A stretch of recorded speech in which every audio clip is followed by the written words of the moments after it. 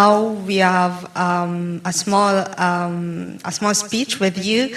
If you could please, someone let us know more about him.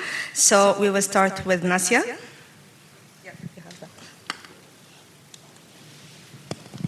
You want me to introduce myself? Yeah. Okay. More closer. Yes.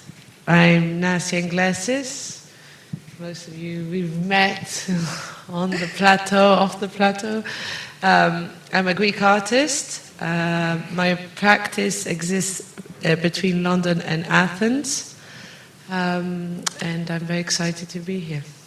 Yeah, thank you. Hi, good morning. I'm Chris Levine. I'm an artist working with light. I'm from London.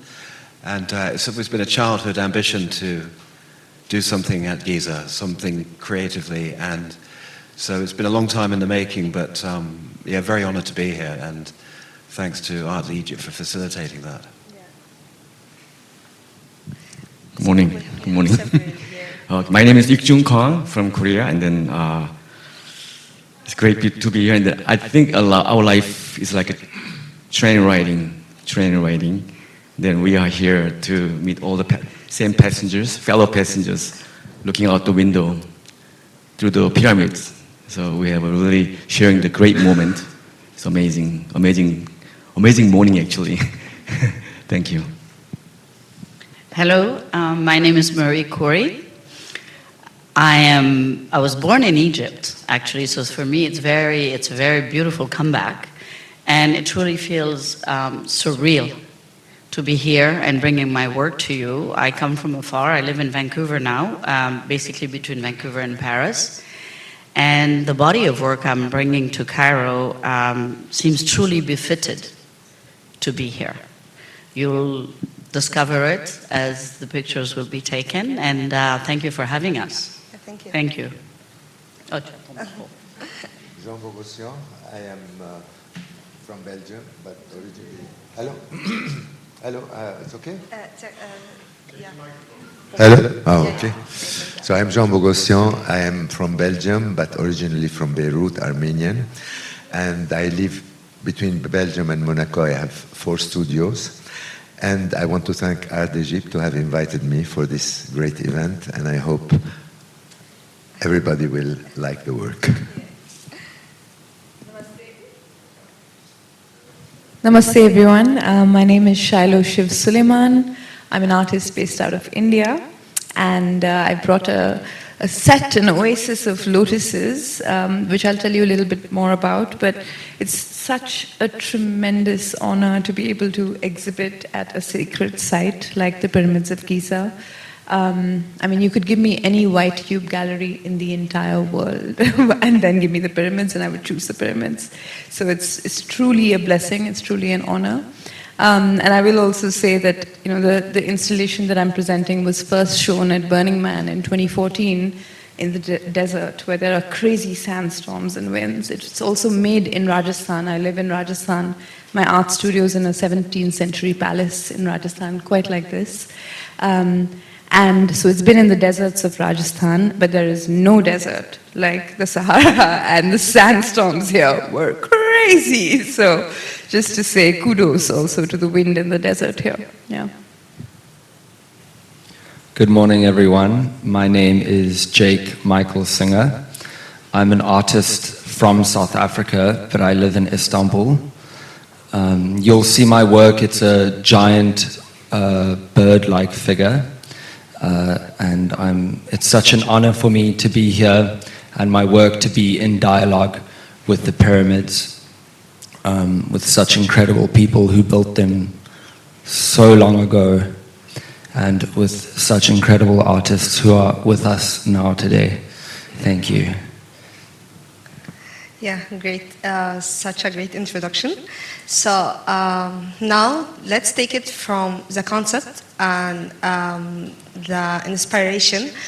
How it starts with you all. We'll take it randomly now, starting with Marie. Let us know about the concept statement, the inspiration as well, and how it starts with you, and how to compile the artwork with the pyramids. Yeah, let's know. Well, I created a body of work about 10 years ago. It was Arabic calligraphy. There are sculptures, there are benches, and they tell a story. From then on, I did all of the Arabic alphabet, and I'm now able to make sentences for specific installations that are one of a kind. The one I made that is exhibited right now at the Pyramids says "I love," and it was installed in the Vancouver Museum for 3 months, extended to 18, and it was very moving that it was very attractive for North America to be able to engage with sculptors that they don't have a link to. They don't speak the languages and they didn't understood the word or the letters. So to me, to be here at the foot of the pyramids with the body of work, it's as if it's coming home. And it's the first Middle Eastern stop that it is making. It will travel through museums with a message of love. And you realize that to be in a place where everybody can read it, understand it, sit on it, experience it, and engage with it. So it's very moving to be here. Very. Thank you. Yeah, I really love it, and I guess the art as well, the language of art, everyone could understand it. So I really love it. Thank you. Thank you. Yeah. Thank you. Mr. Jean, yeah, let us more about Jean. Jean. Yeah, let us more about it. Well, Desert Waves is the name of my sculpture. I am in waves because I paint waves, and I'm in desert has also waves. Yeah. The sea, the ocean is waves, but my work is called Desert Waves. It's bringing all the waves of culture. Yeah. Every wave you could see there, it's one word, but it could be the wave of poetry, the wave of literature, because we believe that art is the only thing that unites the world. And so these waves are part of this message that we try to give. It's, of course, also a link between Belgium and Egypt. And it's okay, higher? It's okay? You don't hear? It's okay? No. Okay, so Desert Waves is the name, and the inspiration is about how these... I work with fire, so fire on my paintings, fire on my sculptures, and this is part also of my work. Yeah, great. I guess and Egypt and this spot specifically is a hub for cultures and wave of cultures. So this so makes sense to see that in front of pyramids. It is not only that, because I have books that I work on with fire, and these books are like waves also, and they're presented now in Alexandria at the library of Biblioteca d'Alexandria. I'm very honored also to be here with my books. So Desert Waves can be also the books and can be also the sculpture you will see at the pyramids. The dialogue between the waves and the pyramids is magic. Fantastic, and yesterday we were at the lighting in the evening, and that was even more magical. Yeah. So thank you for it. Thank you. Mr. Ik? Yeah. I think the pyramid itself is amazing presence. It's not only 4,000 years of architecture structure. I was thinking about forever is now. What is forever? What is now? And I was asking myself today, and then going back to 4,000 years is important. We're talking about the past, but when I talk about now, is like right now. That means we have a right to, we have also a duty to think about the future. So everyone has a person walking on the tightrope, you and me, every day, but we are holding a balance bar, actually. Left side probably past 4,000 years, right side the bar probably 4,000 years of future. So that means trying to measure our vessel, entire population of global community. We have to think about the future same time. The reason we are having a show in the pyramid is not only praising the pyramid, but we have to really cherish the future. with our generation, because we're trying to create our size of vessel. That means 8,000 times pi, 3.14. I don't know how many comes out, the result. But I think that's mission we have. Probably every artist has a mission. Think about the future with our global community and the fellow citizens and artists also. Yeah. Great. Thank you. Mr. Chris? Yeah. Hi. Yeah, so my piece, Quadrivium is the ancient study of maths, astronomy, geometry, and sound. And all these factors play into the design of the pyramids. And so what I was trying to do in creating the work is almost like channel something, to manifest something beyond my understanding, if you like, but to be open to creating something that would have a certain resonance to it. So all the numbers, the geometry, the ratios, even the materiality, the granite base was locally quarried, are all extrapolated from the pyramids, specifically the Great Pyramid. And there are aspects to do with some numbers, sound 432, 528 hertz, are significant sound frequencies which relate to an ancient musical scale, solfeggio, which they say is the sacred geometry of sound, and that it correlates to the energy system in the body, the chakras, the way the body works electronically, and each chakra has a different vibration. And there are so many aspects of ancient wisdom encoded in the pyramids that it's mind-blowing. I mean, the coordinates of the Great Pyramid are within 20 decimal points the speed of light.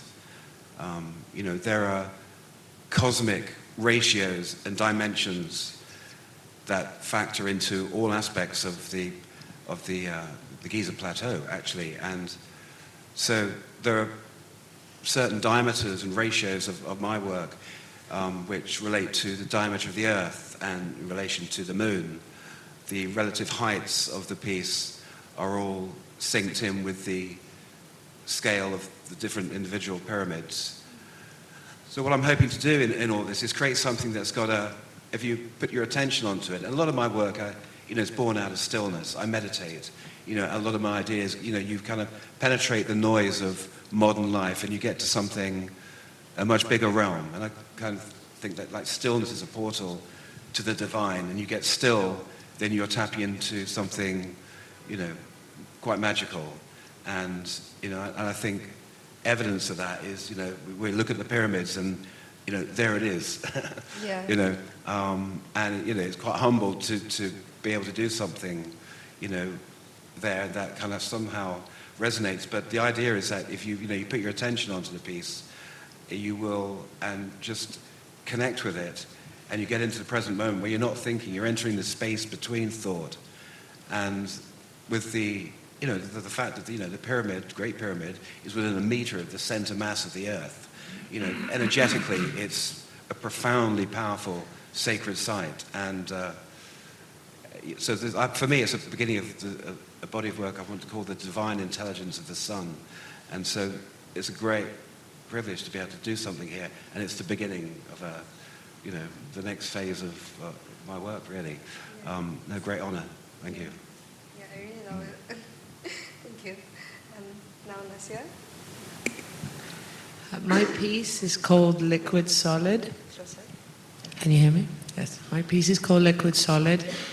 Upon being invited and having the great honor to create a piece in dialogue with the pyramids, I came to the site. That was the first sort of step at the beginning, to really be inspired by the context. And the first thing I was drawn to was the element of the sand, how as a solid, exists as a solid but acts as a liquid in its particle form. And that led me to really think beyond the phenomenological solidity of the pyramids and actually into its liquid essence. And a journey that, for me, looking into that past, led me to think about a future that combines the human, the technological, and the elemental. In the human and the elemental is thinking through beyond what allowed the pyramids to manifest was actually quite a liquid architecture of living and organization of a huge body of human population and endeavor, and how a whole city was actually organized around the pyramids, and a human community as a liquid architecture that allowed this endeavor with a common motivation for this search of eternity, and a culture that existed between the natural and the supernatural, and a need for engaging with notions of immortality and eternity, and that drive being able to allow human endeavor to exceed any boundaries of scale and to actually manifest and transform the environment at such a scale with eternal relevance. And then looking even at the technological and the elemental, sand itself, it was recently found there were elements of sand from other parts of the desert which was actually used in order to defy gravity and friction, almost as a liquid in order to move these solid masses of blocks in certain areas of the pyramids. And I combine this with aluminum honeycomb. Aluminum honeycomb is a material that itself has played a role in humanity's need for eternity and and need to defy time in the present. It's a material used often in NASA's Voyager, in a lot of NASA's structures, but in the Voyager in particular, which was launched in 1977 and went into interstellar space and is roaming the space in eternity with some samples of human culture, the same way that the pyramids roam the plateau in eternity. And it reminds us of this need for defying time and this timelessness, and for search for immortality existed in the past, the present, and will exist in the future. And we, through liquid solid, it's creating this essence that the monument of the future will not be, its essence will exist more in this liquidity and ability to adapt rather than its solidity. So an ephemeral experience where the pyramids appear and disappear within the honeycomb and sand. And we look at the monument of the future will be about the ephemeral, and that's where resilience will be found as we redefine our role both in nature, both on earth and beyond. Okay, thank you. Shilo? All right, so let's begin with a rather intimate question, but how many of you are in love right now? All right, beautiful. So they say that, I'm not for the record, but they say that when you fall in love with someone, your heart actually begins to beat in time with that person. They also say that when we're in our mother's womb, our heart learns how to beat at all from our mother. So actually for the entire 9 months, our bodies and our hearts are beating together with our mother. They also say, and when I say they, I mean like scientists at Stanford who I was working with, but they also say that when a person is giving a talk like me right now, you're probably going to start breathing at the same rhythm as I am. So there are all of these beautiful, incredible ways that our bodies actually synchronize, they sync up, and yet we feel sometimes so disconnected from each other. So this is actually a piece that was presented, like I said, in 2014 at Burning Man. I actually fell in love with a neuroscientist. I moved to America. I began to make a whole series of installations that would respond to your body, to brain waves as you would meditate, to breath as you would breathe in and out, and finally to the heart. And it's an oasis of lotus flowers. In the jewel in the lotus is a pulse sensor. So this is a medical grade pulse sensor. I'm sure everybody during the COVID era was checking their pulse all the time, right? But there's a pulse sensor, and you put your hand on the lotus, and you can see your heartbeat projected in light and in sound, and you can hear your own heartbeat. And the intention of the installation is that when people spend enough time with each other, in the lotuses, being with each other, over time you actually see everybody's heart rates synchronize and sync up. The lotus, of course, has tremendous significance in India. For me personally, it's been a symbol of resurrection, of rising out of the murky waters of my own life into the sun and into the sky and the cosmos. And in India, they say that, the beginning of all time, there was nothing but an endless cosmic ocean. And a lotus came out of Vishnu, the sustainer god's navel, and from that the entire, creation poured forth. They also say that in Egypt, the lotus rose out of endless cosmic waters, the blue lotus, and from there all creation came forth. And while in the temples all across Egypt you see the blue lotus, they also say that actually the blue lotus no longer grows in Egypt. And there's a prophecy about how when the blue lotus returns, there will be a return to a kind of consciousness of the purity of the heart, a reawakening. So it's a tremendous honor to, in a way, be able to fulfill this weird prophecy out in the desert in front of the pyramids. And also to bring a piece of art that is also a piece of technology. Because I think especially, when we think about artists in the global south, or Indian artists, or also women artists, in all honesty, we don't necessarily associate that with biofeedback technology and research. But I think it's very important for us to even look at the pyramids as a form of technology and reclaim the fact that technology can be a way to access union, a way to access magic, a way to access wonder, and a way to find our way back to each other. So that's Padma, the lotus. Yeah. Great, thank you. Yeah, and Jake?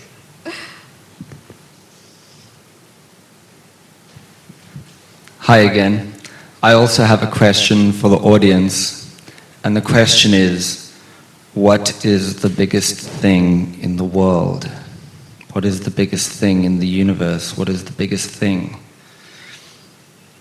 Maybe it's the Great Pyramids, maybe it's a blue whale, maybe it's the world, maybe it's the universe, maybe it's a cosmic galaxy.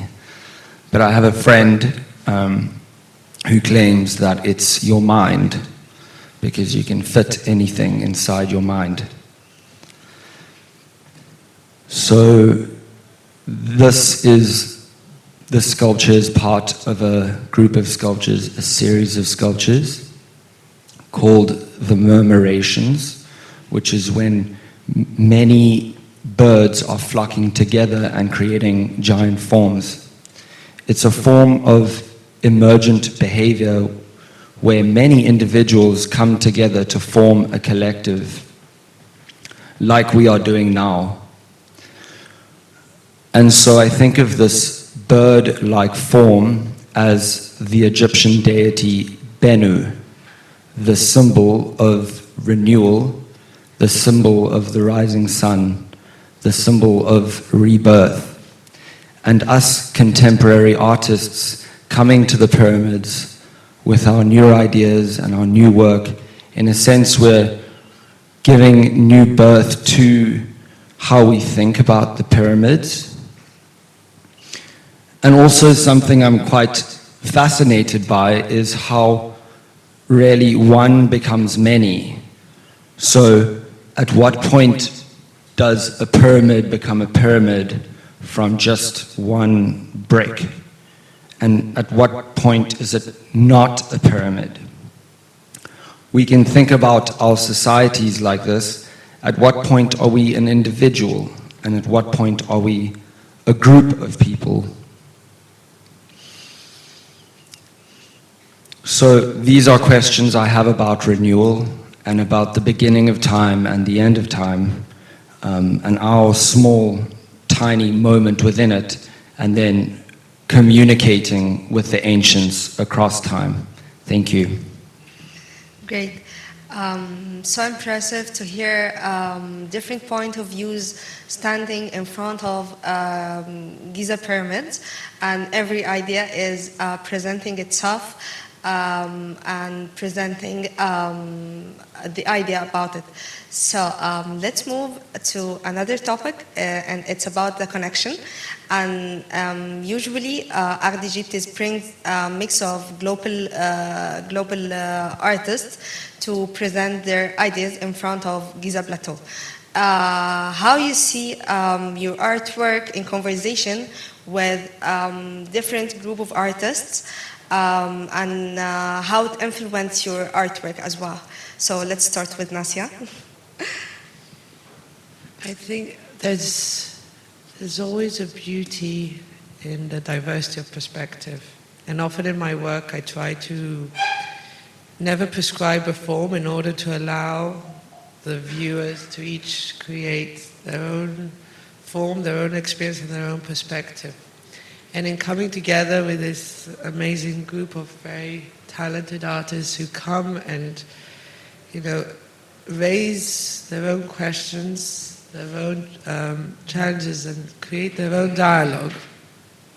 And sort of we all slice up the pyramid in different ways and sort of stand across it with a different response. It's almost like many responses voiced towards the pyramids.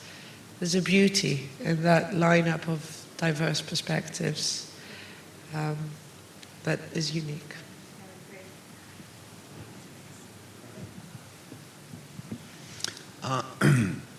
Yes, I've kind of, and it has been, to come in and see how, each of us has kind of reflected and responded, so differently, but it's as if they're all kind of facets of a crystal, all the same whole, but different perspectives, different angles, different visions, different feelings, but they all add up to, a kind of sense of wonder, I think, and reaching beyond the word, reaching, into, I think of it more like an intuitive sense and instinct, and reaching out to something that will make sense of that mystery and wonder.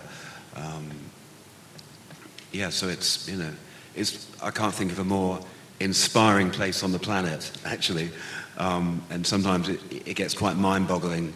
And when the more you look into different aspects of the pyramids, as I mentioned, using granite on the base. There are 70-ton blocks of granite, lots of them, configured very precisely, engineered at a level that, makes today's engineering.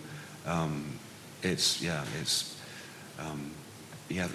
beyond our understanding. Sometimes have we devolved since then? I don't know, but I love to think about all these things. Being a part of this amazing 12 artist group from every corner of the world is great experience, first of all. And then I think everyone has their own roots, and we have stems and leaves, everything. But I just understand we are totally connected, because when I exhale, somebody inhale my air, and then when I inhale, somebody exhale at the same time. So we are mixed with air. And then we are connected by the sand and then the land, because we are standing on the same ground in the presence of a pyramid. And then we are lucky, actually, we're among the lucky ones, actually, able to show and then display our artworks. I mean, who can show their artwork? Even not even Picasso couldn't do it in his lifetime, but we are among the lucky ones and share the same moment. Like I said before, we are in the same train, looking out the same window, and then we are sharing the great moment. And then we're enjoying this right now in the present. It's an amazing feeling. Thank you. Again, like everyone mentioned, very humbled to be amongst a great group of people, truly. I've gotten to know a few of you on a closer note, and a very extraordinary group. So, very humbled. At the time of the pyramids, their calligraphy was drawings in a way, and through the drawings that they did, they were able to communicate. I was an interpreter. I studied linguistics in the beginning of my life, and when I started sculpting, the body of work that I have done to bring here is very significant to me, because I feel I've come full circle. I have gone back into words, I have gone back into linguistics, into expression of language. And again, I've done it coming back to my place of birth. So at the same time, the way they were drawing, we are sculpting, each in our different ways and in our different expressions. We are retracing a little bit what our society is today, everyone in his own way. So again, thank you for the opportunity. It's an incredible thing to be amongst you all. Thank you. Thank you. I believe also that what the artist does is something, but how people, when they look at it and react, is something different. And it's so important that the viewer does not see the same thing than what the artist wants to express. And sometimes I learn more by what people see and discuss with me than by myself deciding. So I'm always open to new ideas in reaction to my work. I also believe that art is the means of communication where even if you disagree, you can still talk and not fight. We are in a world, unfortunately, where people fight all the time and where people kill each other. And for me, art is the answer, it's a solution to the world, because other languages, religion, nationalities, identities have not reached their goal. So at the same time, I am an artist, but at the same time, I am a founder of a foundation called the Boghossian Foundation at the Villa Ampin in Brussels, if some of you know. In Egypt, you have Asr al-Baron, Ampin. It's also the same Ampin family who built the railways in Egypt in the 18th century, 19th century, and also bought this house in Belgium that I turned it into a foundation where art is the answer. And where art is the message that we can communicate to the world. This is the only way we can share, even if we disagree, and we can have a right panel and enjoy a conversation and a meal together. Thank you. She has the one. All right. So I guess I'd like to speak a little bit about just the experience of actually setting the installation up. They say that there are over 40 different names for winds in the Sahara. And so I think over the last couple of days I've become a lot more intimate with some of those winds as well. But for me, the most incredible thing about being out, by the pyramids was, as we were setting up one night, I actually saw that my installation is in direct alignment with Venus as she rises out on one side, and then the moon as it rises between the pyramids. And this kind of stuff, I study astronomy, so this kind of stuff really makes me feel as if, it's almost divine to have that kind of cosmic alignment by complete accident, in a sense, right?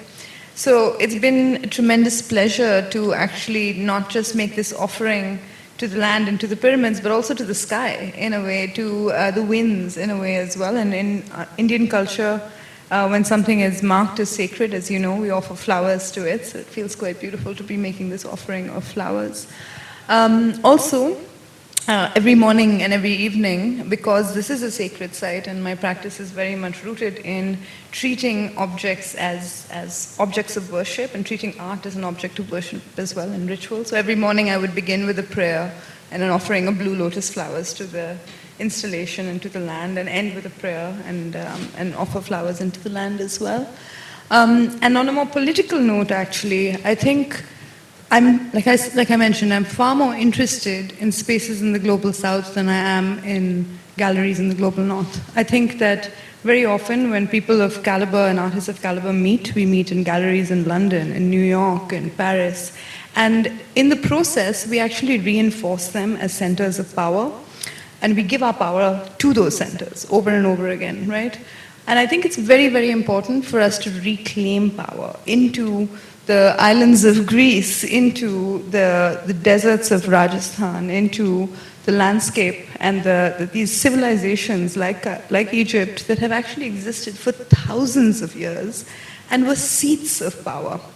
And so for me, it's also to be able to exhibit here, not only is it this incredible cosmic spiritual experience, but it's also a very politically important move for us to build up better and bigger institutions of power in the global south. So,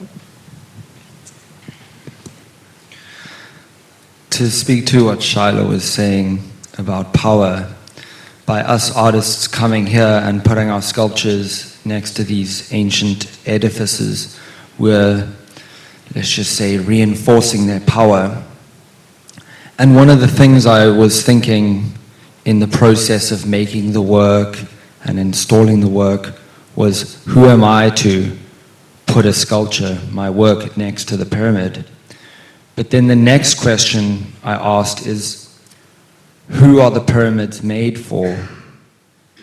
And really the answer I came to is, if you're the one standing by the pyramid, then the pyramid is made for you.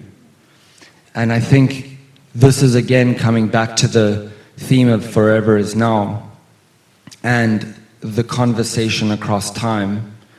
And many of us artists like to imagine that maybe one day our work will stand and communicate across the vastness of time, and then other artists will be putting their works around our works and continuing the conversation. Yeah, great. It's so amazing to hear that from you. And the last thing, mention your experience with your artwork and in front of pyramids, with the team, with Art d'Egypte, in 3 words. Let's start with Mr. Chris. Well, I have to pinch myself because I came here a few months ago thinking, I'm a light artist. I'm going to do something at night, and then the dean tells me actually it's during the day. So then it was okay, the ultimate light source, the sun. But so to arrive months later and it's all installed in front of the Great Pyramid with my great team, thank you so much, and the whole Art d'Egypte team facilitating this has been phenomenal. I mean, it's like a dream come true, but it's quite surreal at times. And I love that surreality, I like going beyond our understanding, and it's been a great experience, and I really appreciate it. Thank you. Marie? The most difficult thing was to bring the piece over. So being in Vancouver, it was a bit of a challenge to try to organize the crates and all of that. And I was really worried about how everything was going to be handled. But amazingly enough, I arrive on site and here are all the crates identical to when we packaged them.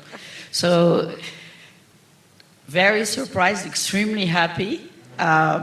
Very positive. The team has been excellent, in managing everything and helping in making us feel very comfortable and very special. And yeah, for me, it's been very easy. I've just opened the crate, placed the work, and then the lighting added a lot to it last night. So, great experience, great moment, and that I'm sharing with every one of you here, and we're really looking forward to tonight to show it to the world. So, yes, thank you. Thank you. Jean? Yes, of course, an artist alone cannot do it, so he needs his team. And first of all, I would like to thank Art d'Egypte to be with us, to have facilitated the import and the lightings. Yesterday they were working until 9, 10 in the evening, and thank you for all that. Thank my team also, who is here now, Lisa, Gilles, and Garo, who are here, and who I have a big team in Belgium who are helping me also, because work does not happen only by itself, needs to be prepared, things need to be ordered, transport has to be done, and the artist, of course, is the one who create the work and have it exhibited. I'm so proud and so honored to be next to the pyramids. Thank you. Shilo? Well, yeah, I think, one of the things that, again, when I first saw the pyramids was I started to think about just how many hands went into making it thousands of years ago. And I actually was just painting a mural in Mexico City last week, so I came from Mexico, and I was in the pyramids in Mexico as well. And I've just been thinking about, how many hands, sometimes how many generations it takes to make something monumental. And so I would like to acknowledge some of the hands that have actually made my piece. Like I said, my studio is in a 17th century palace in Jaipur in Rajasthan. It's unbelievably beautiful. And so it also feels very beautiful to be able to bring something from, an ancient space to an ancient space itself. But I've been working with craftspeople from an incredible tradition, Shehzad and Babulal from the Lohar tradition, who've done a lot of the metal work with me. I'm also from the Lohar tradition. Traditionally, we were nomadic blacksmiths. Mehboob ji, our Zardozi embroiderer, my entire team, Kashish and my entire team. So, and also the team here, all of the production people here, just don't speak the same language as us, but somehow we manage to communicate and build something together. So just to share a lot of gratitude for all of the hands that have made all of the art that we've presented you here. Sorry, I forgot one thing. Kathy, my wife, is here. She's not part of my team, but she's more than my team because she's part of me, and this is why I believe she's behind my soul and she's inspiring me. Great. Thank you, Kathy. What a love message. Wow. Yeah.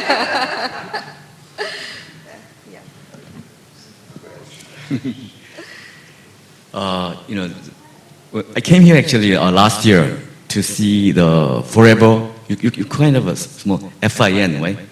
FIN, Fin. Now, yeah. Forever is now 03 last year, and around this time, then I kind of understood the weather over here, and it's so harsh and windy. I mean, it's unbelievably difficult, and then kind of expect that let's make something not resisting against the wind, maybe go with the wind, and then make a square because pyramid is triangles.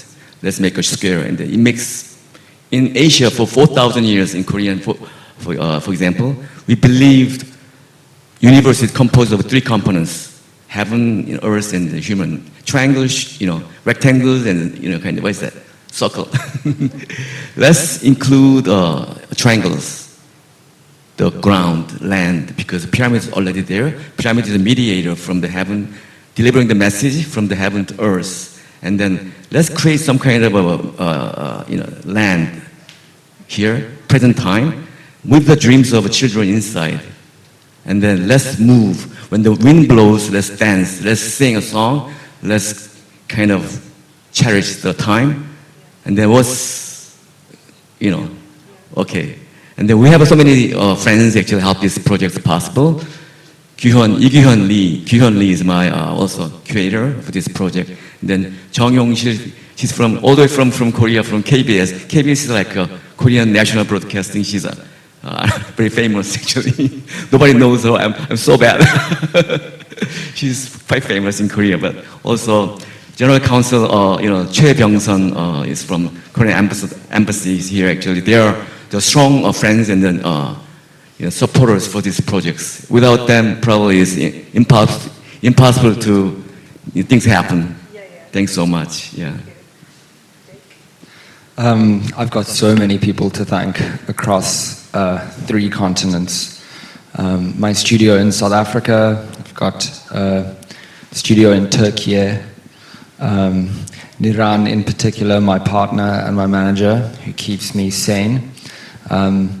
The As-Sanat in Turkey, AWC, Haldun abi, çok teşekkürler. And the Forever is Now Art Egypt team.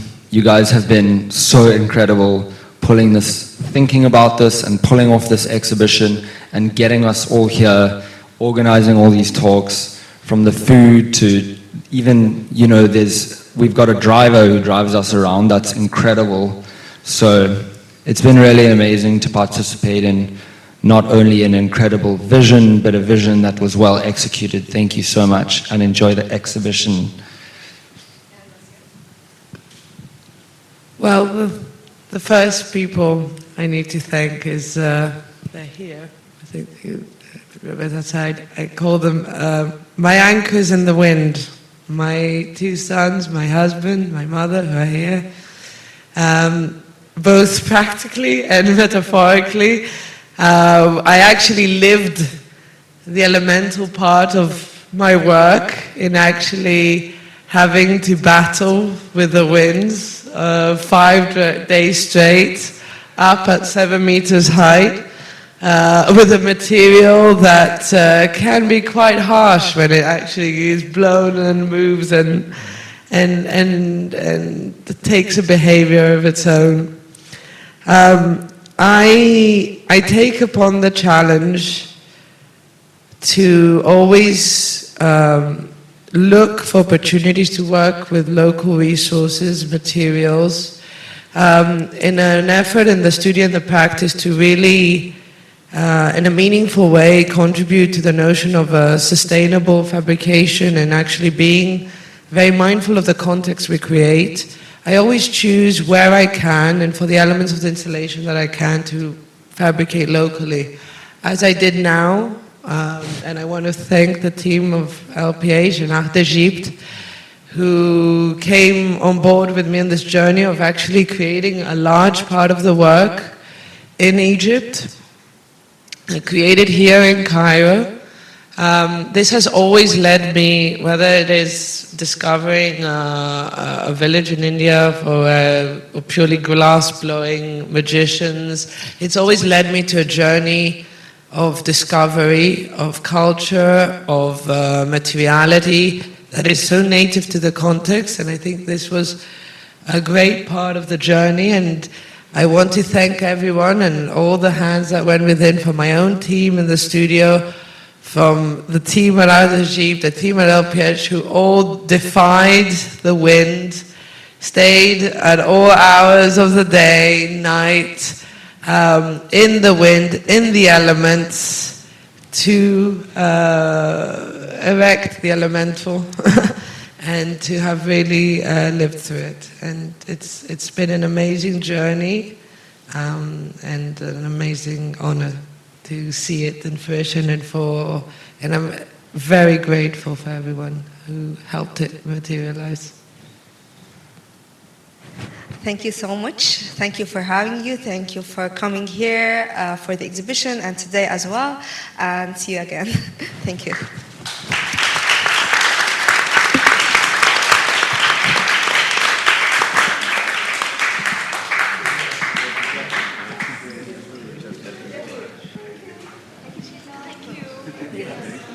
Thank you, John.